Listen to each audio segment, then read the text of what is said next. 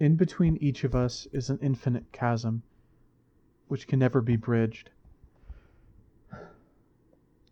It's just something I've been thinking about. Uh, what I'm saying might just be rambling, it might be completely meaningless, so if you're hearing this, it's just, I don't know, something to think about. And if it has no meaning, well, I guess it has no meaning. But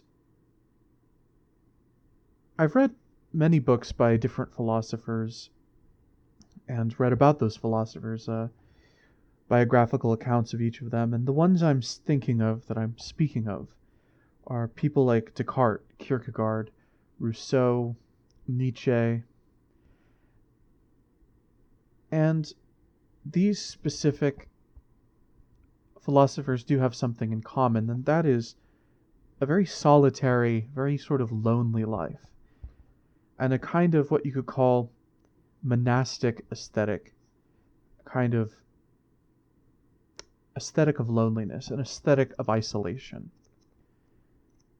And I'm looking through right now, in fact, one of the books by, perhaps a lesser known book by Rousseau. It's Reveries of a Solitary Walker, and I came across the first walk, where he says, "So here I am, all alone on this earth, with no brother, neighbor, or friend, and no company but my own. The most sociable and loving of human beings has by common consent been banished by the rest of society. In the refinement of their hatred, they have continued to seek out the cruelest forms of torture for my sensitive soul, and they have brutally severed all the ties which bound me to them. I would have loved my fellow men in spite of themselves. Only by ceasing to be men have they succeeded in losing my affection for them. So now they are strangers, persons unknown, who mean nothing to me, since that is what they wanted. But what about me, cut off from them and from everything else? What am I? This is what remains for me to find out now. Unfortunately, this inquiry must be preceded by a brief examination of my current situation."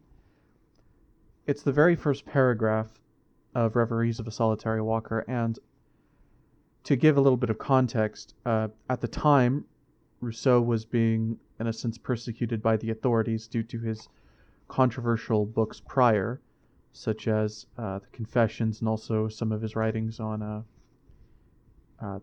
the state, the social contract, and all of that. And he was also derided by some of his friends as well, sort of isolated on many different sides. And there were a lot of reasons for this. Part of it had to do with the sort of uniqueness of some of his perspectives, but it also had to do with his critique of the Enlightenment, which was very much in vogue at the time. His friends, who were mostly Enlightenment philosophers, were very much pro-Enlightenment, and with him criticizing it, they thought of him as some sort of like old traditionalist, while the traditionalists thought of him as like some sort of heretic. And so in some sense he was sort of pushed away from all sides.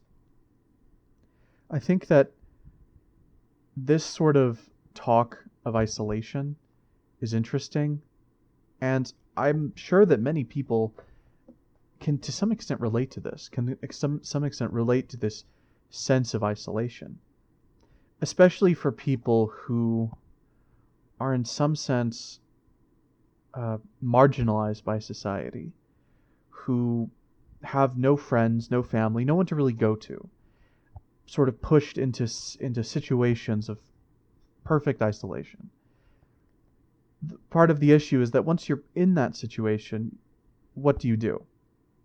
I think part of the issue actually comes from society's insistence on socialization and other people as being, in a sense, the sine qua non, the sort of crown of all life. If people are raised in a milieu of that says to have your brother men always around you, to always be there for you, these relationships are the most precious things. To be told that constantly, and then to not have that, I can certainly imagine, and I've experienced the kind of suffering that can breed in a person. Not everyone is lucky enough to be born into a loving family, or to have a wealth of friendships to choose from. some people are, in a sense, cursed in isolation, and that is the situation which they find themselves in. And what we have to do as humans is find a way to find meaning within that suffering, rather than merely sort of torturously pondering on that suffering endlessly to the point where we drive ourselves mad. I think that these philosophers that I've spoken about, especially when it comes to Rousseau, Kierkegaard, and Nietzsche, do definitely map out a direction that one can take. Some of them less helpful, some of them more helpful, but they definitely give sort of ponderings on the sort of state of isolation. But I would extend this argument further, that everyone, to some extent, is isolated. Because, after all, each of us exists within the domain of our own minds, within our own heads. Our true selves are buried within us. And rarely are they ever actually allowed to come out, to actually be in the world. Social pressure often requires us to standardize our experiences. Because after all, that is to some extent how language works. How would, for instance, a person of color explain their oppression to a person who literally has never experienced it? And I think this is part of the reason why these conversations, where one group tries to talk to another group, are borderline impossible, because there is no common reference. There's nothing that they can point to, that they can refer to, that the other person also can point to and refer to.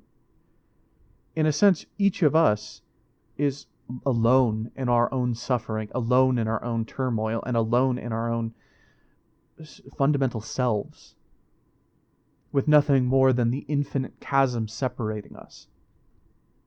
Now, I admit that this is a somewhat solipsistic position, and I'll admit that, yeah, it's kind of solipsistic, but I think it's the correct one. If there's an essay by Nagel called "What Is It Like to Be a Bat?", where he discusses how one could describe all of the experiences. Imagine you're an infinite being, right? And you can theoretically describe in language all of the experiences, from every minute atom to every interworking of how a bat's experience is formed. So in a sense, you have a complete description of his experience.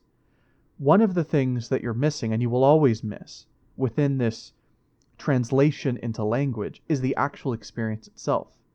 You can never actually get the experience from the language of the experience. And that is important, because whenever we talk to each other about our experiences, there is always the experience itself that's missing within translation. We try to tell other people what this suffering, what this pain, what this joy was like. But in a sense, we can only emote. We can only give gestures, linguistic and physical gestures that hopefully may translate, assuming they have a common reference. And that's the problem, is that they don't necessarily have that. Imagine trying to explain the color red to someone who has never seen red. Imagine trying to explain joy to someone who has never experienced joy. Imagine trying to convey your suffering to someone who has never experienced suffering. Imagine trying to convey the feeling of bigotry to someone who has never felt it. It's essentially impossible. The best thing that they can do is hopefully approximate, is hopefully approach something that seems similar, something that has a similar emote, something that has a similar, in a sense, outward appearance as the suffering that you feel. But then again, that means that the translation is fundamentally impossible. You're not actually conveying the experience. You are merely conveying the image of the experience, what you do with it, something sort of vague and approximate.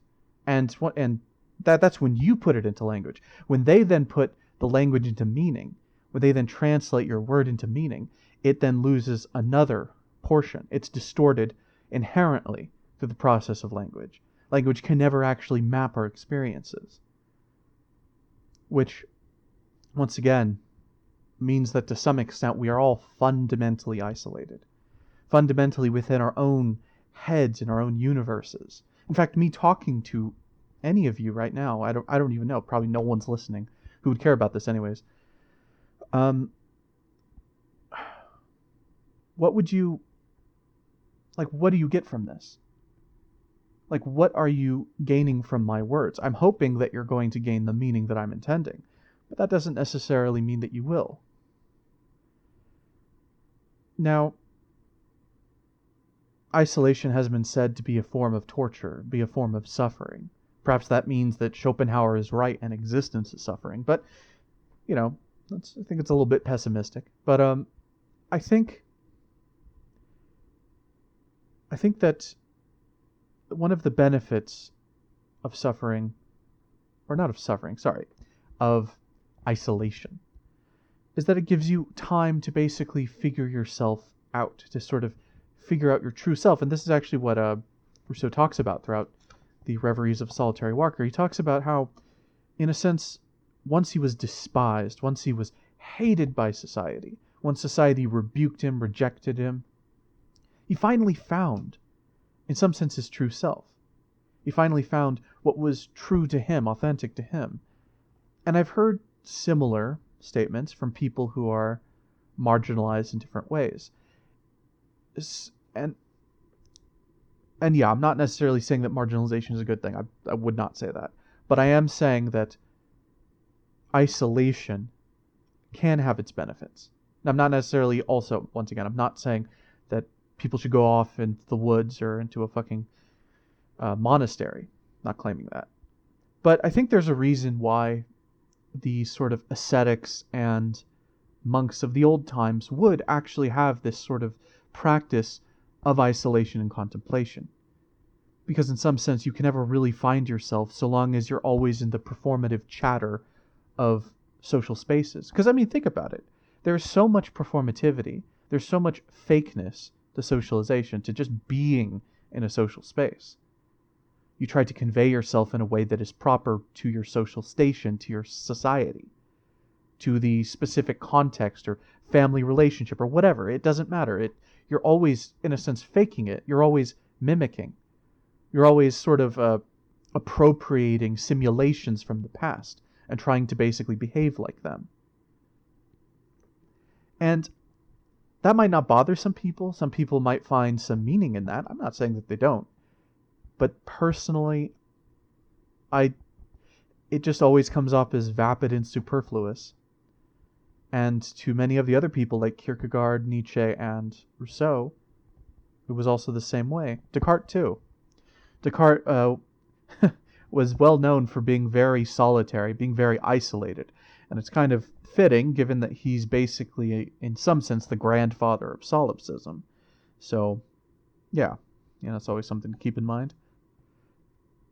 But I just wish to record this, to just set this out there, throw it in society, and maybe it will catch on. Thank you for listening.